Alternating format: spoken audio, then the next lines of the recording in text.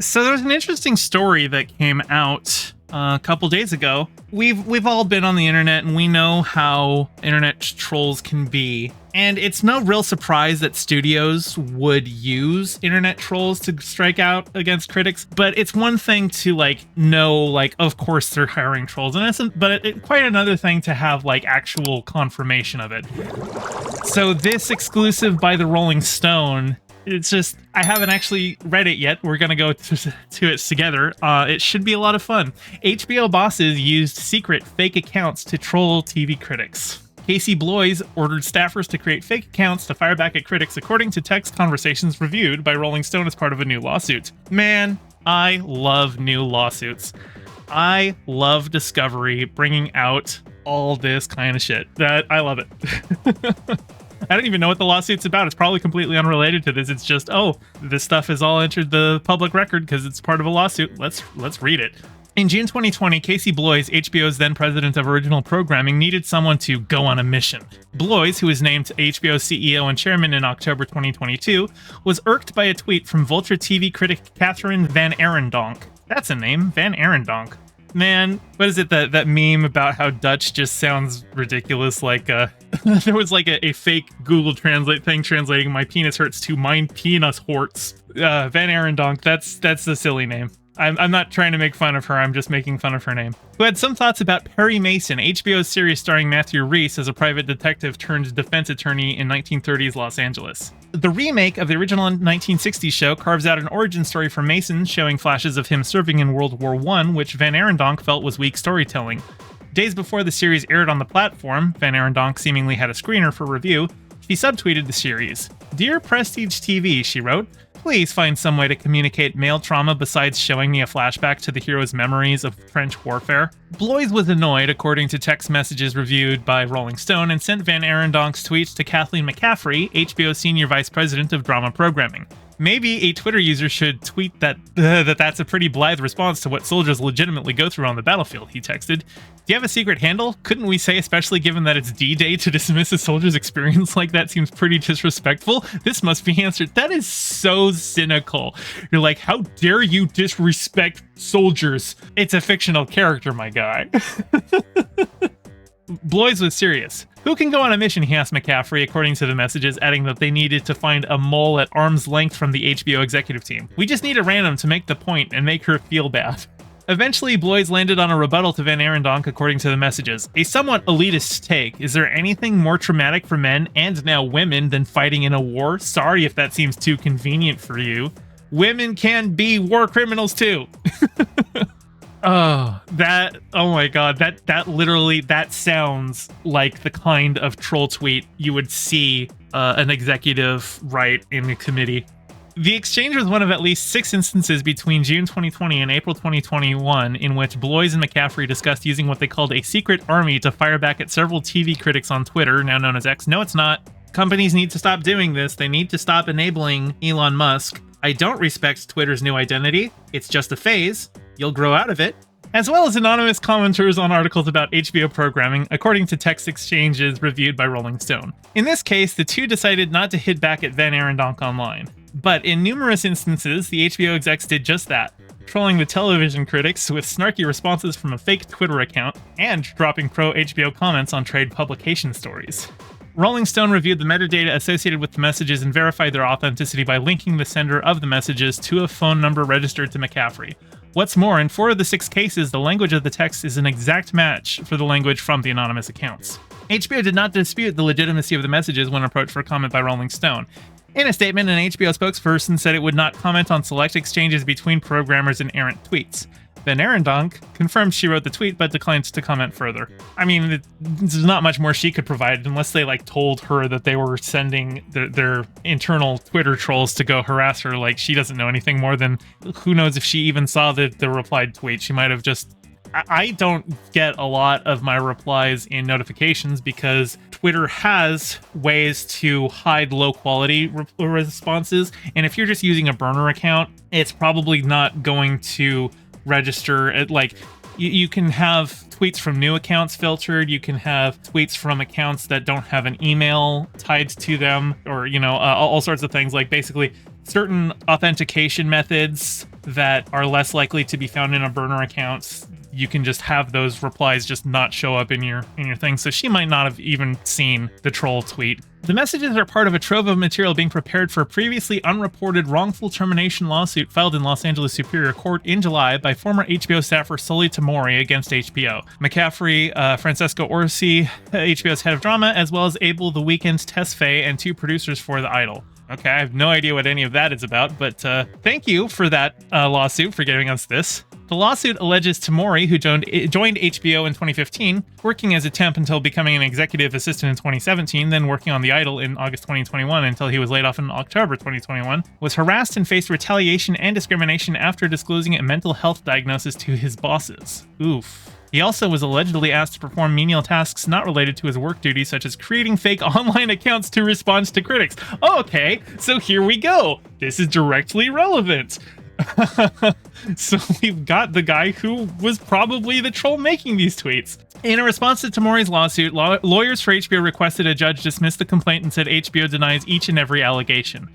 In a statement to Rolling Stone, HBO said it intends to vigorously defend against Mr. Tamori's allegations. We look forward to a full and fair resolution of this dispute. In the meantime, we wish Mr. Tamori, a former HBO employee, well in his future endeavors.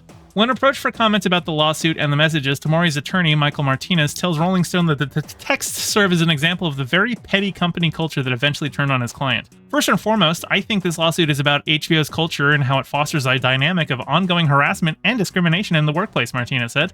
They joke about people outside of HBO, they joke about people within HBO. You suffer through some bullying until you can't suffer anymore. McCaffrey had come to Tamori to create the fake accounts in June 2020, explaining Bloys was obsessed with Twitter and always wants to pick a fight on Twitter, according to the messages. Hey, listen, I've been there, my man, and I can tell you what the solution is. Stop drinking.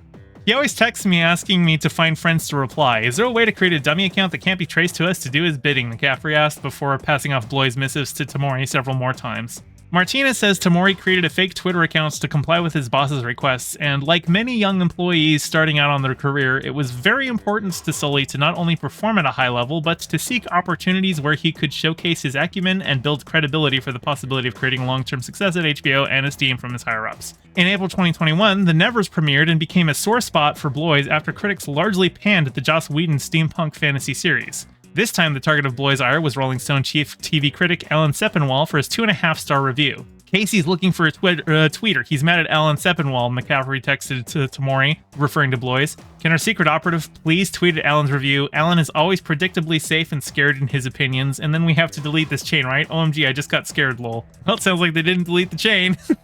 That day, a newly created account under the name of Kelly Shepard, a self-described Texas mom and herbalist, replied to Sepinwall's tweet about his review, repeating the sentiment McCaffrey expressed. HBO's The Nevers should have been Joss Whedon's triumphant return to television. Instead, it's very messy for both creative reasons and an accumulation of real-world allegations against its creator. My review. Alan is always predictably safe and scared in his opinions. Okay, well, Kelly Shepard, first name, last name, bunch of numbers, like, they didn't even try to make this not look like a bot account. The account's profile picture appears to be a stock photo used across a number of international business websites, and the handful of tweets from Shepard's account are all directed at critics. Tamori's attorney confirmed Tamori made the Kelly Shepard accounts to comply with his boss's request. Okay, rookie move. Don't use a stock photo. This was 2 years ago, so we already had AI-generated faces. Like, you could just go to thispersondoesnotexist.com and just take one of those and just use that as your profile picture, okay? I mean, there's still ways to tell that those photos are, algorithmically generated. It's usually, somebody, usually the background is out of focus and stuff like that. But at least then you can't tie it back to a stock photo that is being used elsewhere. Like, come on. When New York Times chief TV critic James Honeyvizik tweeted that The Nevers feels like watching a show that someone has mysteriously deleted 25% of the scenes from, Bloy sent the tweet to McCaffrey according to the messages. Maybe our friend needs to say what a shock it is that 2 middle-aged white men, he and Times TV critic Mike Hale, are shitting on a show about women, Bloys wrote. McCaffrey responded, I fucking hate these people, yes. Oh my god, okay. You can't just cynically weaponize identity politics like that when the show was created by Joss fucking Whedon, the whitest of white men, who coasted on his feminist creds for decades before it turned out dude was just a massive rapey sexist. And I say rapey because I don't know that he's actually assaulted anyone, just that he gives those vibes. You can't, that's so cynical. Oh my God. The Kelly Shepard account then tweeted to Penivazik, writing, "How shocking that two middle-aged white men, you and Hale, are shitting on a show about women." Hale declined to comment. Penivazik did not return a request for comment. Question: if they're called The Touched, why is the show called The Nevers? Seems like it should be called The Touched. Answer: don't get your panties in a bunch. The show just started. And how shocking that two middle-aged white men, you and Hale, are shitting on a show about women. Oh my God, that right there. Answer: don't get your panties in a bunch. The show just started. That really, really sounds like a studio plant. Holy shit. Fortnite says, what is it with white people and hiding behind other people's identities like this? White people don't have culture. Their culture is stealing from other people. So that's the only thing we can do, is hide behind other people as a shield. McCaffrey hit up Tamori a few days later, again for another Sepinwall review in Rolling Stone, according to the text, this time for his 3-star review of Mayor of Easttown. His Highness needs another one, McCaffrey wrote. We need our friends to call out Alan for mayor. Bloys allegedly wanted the troll account to post, Alan missed on Succession and totally misses here because he is busy virtue signaling. He's busy My God. You literally right here, the two middle-aged white men shitting on a show about women, and you're gonna say, oh, he's virtue. Oh my God, really? Wow. Later that day, the Shepard account posted the exact message. When approached for comment by Rolling Stone, Sepinwall said, I'm surprised HBO would even bother with this. Kate Winslet stars in HBO's Mayor of Easttown, a grim crime drama with echoes, for good or ill, of Broadchurch, Happy Valley, True Detective, and more. My review. Alan missed on Succession. Yeah, that's the tweet. It wasn't just critics' opinions that Bloys paid attention to. He would also fixate on anonymous commenters on Deadline articles about HBO programming. And in July 2020, Bloys needed another stealthy poster after HBO's shock decision to cancel Run. The rom-com thriller, produced by Fleabag's Phoebe Waller-Bridge and Vicky Jones, and starring Merritt Wever and Domhnall Gleeson, had just finished its first season and received positive reviews from critics. The CEO was upset with an anonymous user on a Deadline article about the show's cancellation who criticized his leadership. Wasn't a good show, and harshly unveils Bloys-era cynicism of HBO developments. Try making a show that can actually inspire people. Great TV doesn't have to be ugly, the user wrote. Oh my God, wait, okay. Before I scroll down, this is an anonymous poster. This isn't like a TV critic who's writing articles for a magazine. This is just a random poster on Deadline. You're not supposed to read the comments on news articles. That is insane. Only the most depraved individuals ever go down there. What are you doing, dude? It's a nobody. Who gives a shit? All right, now let's see what he has to say. How dare someone write that, Bloys texted McCaffrey, according to the messages. I want to say something along the lines of, lol, okay, they're just counting their Emmys or something like that. Later, he suggested, maybe we say we must have passed on their development and they are bitter. You're giving them so much it's a random poster on a Deadline article. My guy. Holy shit. Days after the Run post, Bloys once again needed help. The announcement of Bridget Everett's new comedy series Somebody Somewhere was receiving mean comments on another Deadline article. Can our friend post, Bloys asked, according to the text. Someone actually says we went downhill after HBO's former president of programming Michael Lombardo left. Please have them post, hi David Levine, HBO seems just fine, thanks. Levine was HBO's EVP and co-head of drama before joining Anonymous Content as its president of television in 2019. Hours later, Bloys' wording was posted verbatim to the comment section. It's just a random poster, Julius. Like, oh my God. Oh, that's so bad. A few other anonymous comments popped up. Former HBO CEO Richard Plepler's was 2000's The Future is Bloys. A second anonymous account wrote, remember how we just got Westworld, Leftovers, Watchmen, Succession, Euphoria, etc. HBO has been and will always be fire, a third posted. The messages provide a rare peek behind the scenes of television's upper brass and executive concerns around how audiences react to online chatter about content. In the ever-increasingly anonymized digital age, it's a growing suspicion that PR firms and even individual directors have used troll and bot accounts and other methods to combat lackluster reviews, turn the tide of conversation, drum up support for a social media campaign, or in this instance, be petty. Yeah, and before I go further into that, like, we see a lot of like the fandom menace, the culture war stuff going on with like certain media properties. like you'll see coordinated campaigns to review bomb or love bomb movies that are either critical darlings or critical failures, you know, depending on where the cultural zeitgeist is there. Like you'll see things where something only got like, say, a 40% on Rotten Tomato, but it's got like a 99% audience score, and it's because they're like, oh, this isn't a woke product, this thing is for us, and so we got to make sure that, you know, we bomb it so that the critics are wrong, and we single middle-aged white men in our 40s, we're the real people, we're the real fans. You see stuff like that all the time. You also saw like, and like in the inverse, when Captain Marvel got, I think, decent reviews. I don't think it did like amazing on Rotten Tomatoes. Let me see. Captain Marvel got 79% on the tomato meter, 45% audience score. And I don't think it was an amazing movie. I think it was all right. I think it certainly had some issues. But this score being this low was because of all of the upset man babies. And they decided to turn it into a culture war thing. There were channels that made like 100 videos about Brie Larson. Like, it was absurd. And they were even like coming up with conspiracy theories that Marvel was lying about Captain Marvel making $1 billion at the box office because Disney cares more about being woke than making money, which is absurd on its face. I'm sorry. Disney cares entirely about making money. And it turns out that going woke actually makes them a lot of money. So, cope. Yeah, cope. A September report from Vulture suggested a PR firm had gamed Rotten Tomatoes system to boost a client's movie rating, successfully changing its Rotten score to fresh. Okay, yeah, here we go.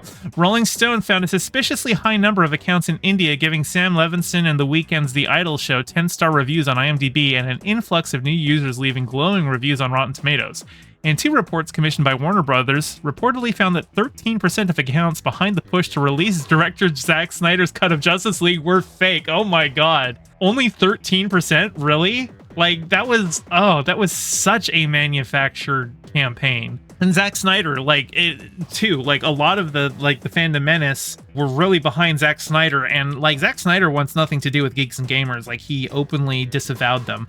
But because Zack Snyder has like kind of, I don't think Zack Snyder's a fascist, but I do think his films have very fascist aesthetics to them. And in particular, he made 300, which is just objectively a fascist film.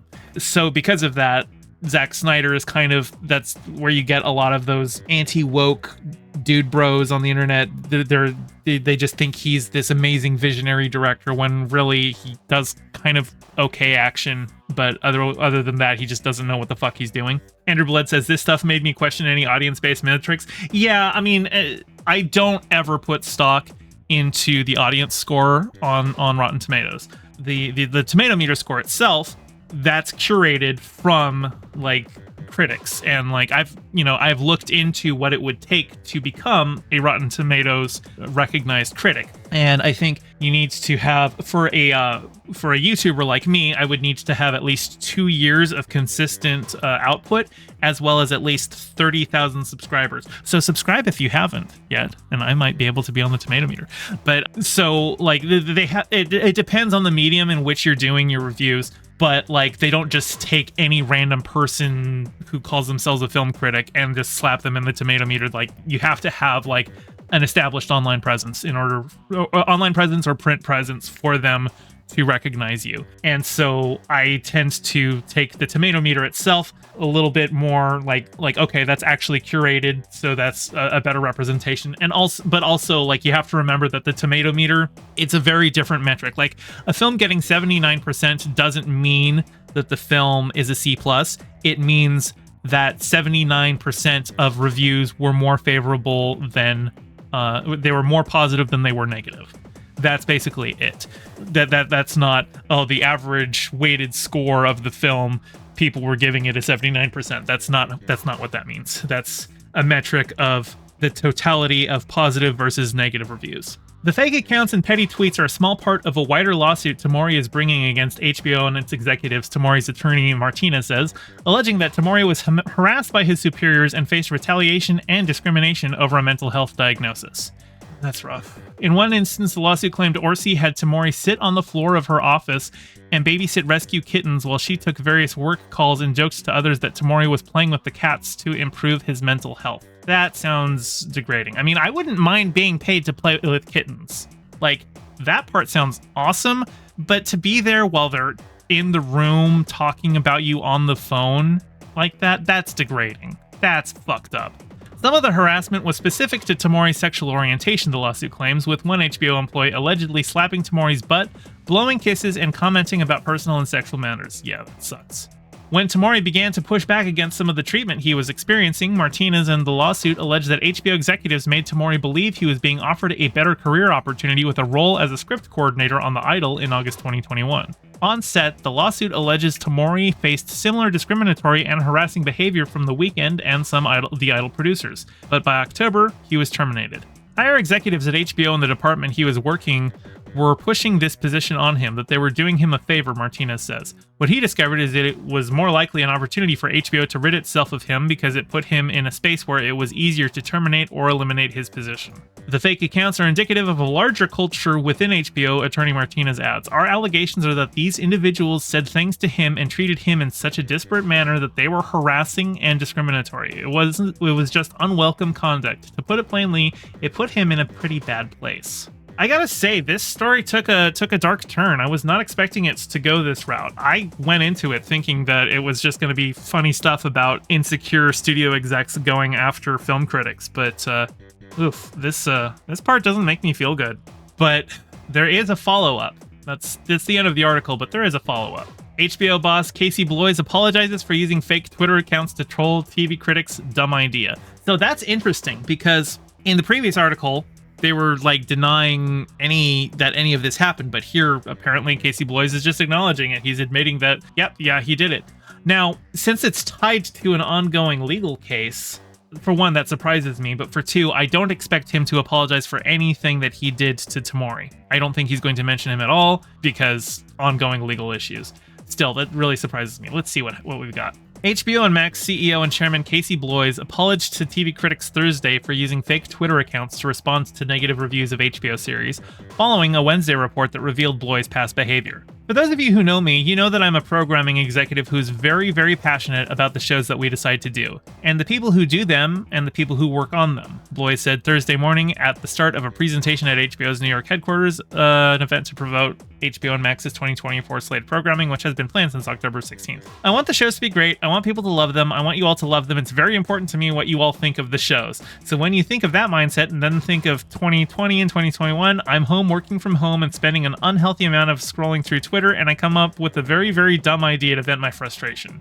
Okay, this is all Nerodia says, was this the exec that canceled all the animated stuff? No, that was David Zaslav, who is the current CEO of Warner Brothers Discovery, which is HBO's parent company. David Zaslav is the one of the big villains of Hollywood right now. But Bloys seems like he sucks too. Bloys continued. Obviously, 6 tweets over a year and a half is not very effective, but I do apologize to the people who were mentioned in the leaked texts. Obviously, nobody wants to be part of a story that they have nothing to do with, but also, as many of you know, I have progressed over the past couple of years to using DMs. So now, when I take issue with something in review or take issue with something I see, I DM many of you, and many of you are gracious enough to engage with me in a back and forth, and I think that is probably a much healthier way to go about this. But we'll talk more about that, and you guys can ask me anything you want in the Q&A. I just wanted to put that out there. So, okay, so that sounds like, it looks like that's all he has to say. And a lot of this is just recapping, some of the other stuff. So he doesn't address Tamori at all. He's just saying, oh yeah, I was doing internet trolls, and it doesn't go into the harassing behavior toward the guy whose responsibility it was to make those trolling posts. Yeah, teehee, it's so silly. Now he just goes and sends mean DMs to critics directly. I want to see some of those get leaked. But anyway, this guy sucks.